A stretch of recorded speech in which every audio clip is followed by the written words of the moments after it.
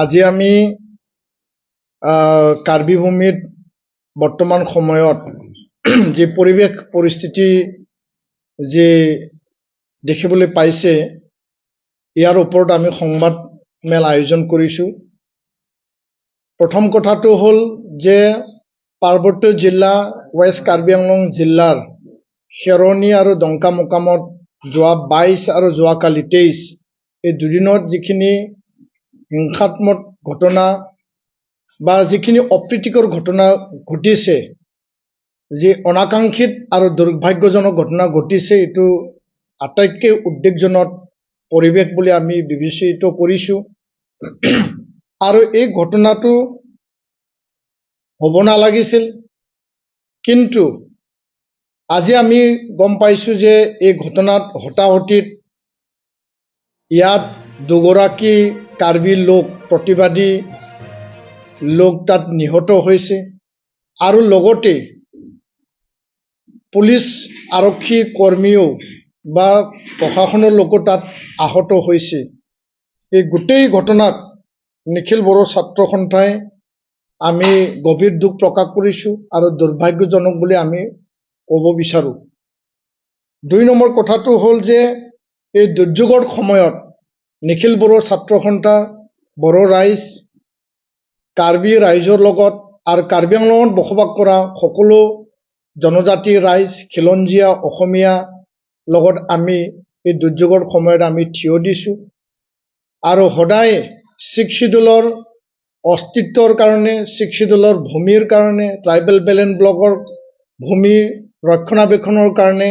আমি সদায় ডিমা হাছাও, কাৰ্বি আংলং, BTC আমি একেলগে কাম কৰি যাম আৰু অসমৰ খিলঞ্জীয়া ভূমিপুত্ৰ, খিলঞ্জীয়া অসমীয়াৰ অস্তিত্ব ৰক্ষাৰ কাৰণে একেলগে আমি থিয় হোৱাটো সেই সময়ৰ আহ্বান বুলি আমি ক'ব বিচাৰোঁ।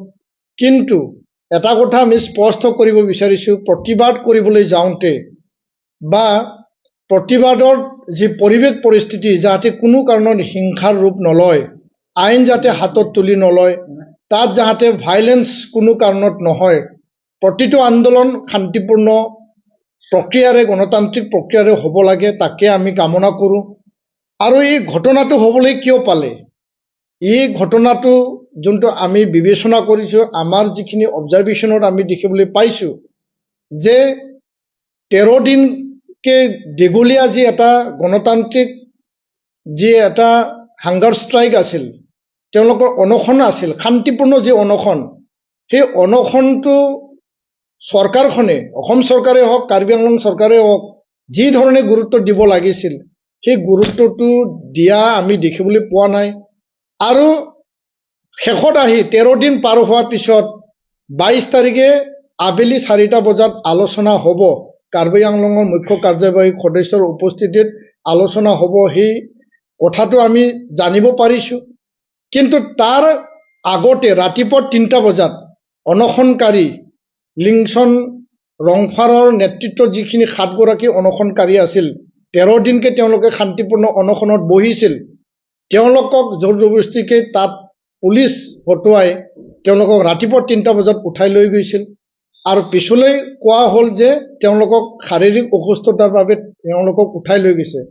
আচলতে এই কথাটো ভুল বুজাবুজি হৈছে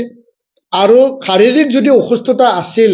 কি কাৰণত ৰাতিপুৱা 3টা বজাত ততাতৈয়াকৈ তাত মেডিকেল আনি পেলাই, তাত নাৰ্ছ ডক্টৰ আনি পেলাই, তাক চেলাইন দি পেলাই তেওঁলোকক তাতে ট্ৰিটমেণ্ট কৰিব পাৰিলে হয়। তেওঁলোকক কোনো ভালকৈ কথা নাপাতাকৈ কিয় উঠাই লৈ গ'ল? আৰু ইয়াৰ পৰাই এই যি হিংসাত্মক ঘটনাৰ সূত্ৰপাত ঘটিছে, যোনটো ভুল বুজাবুজিৰ এটা মানে পৰিৱেশ আৰু জবৰদস্তি এই অনশনকাৰীৰ ওপৰত যি প্ৰশাসনৰ যি এটা তেওঁলোকক উঠাই লৈ যোৱা যি পৰিৱেশ, তাৰ পৰাই হোৱা বুলি আমি মানে দেখিবলৈ পাইছোঁ আৰু আমি ক'ব বিচাৰোঁ। আৰু ইয়াৰ কাৰণে যোৱা দুদিনত যিখিনি ঘটনা হৈ গ'ল, যাতে এইটো মানে শান্তিৰ এটা আলোচনাৰ ডাইলগ,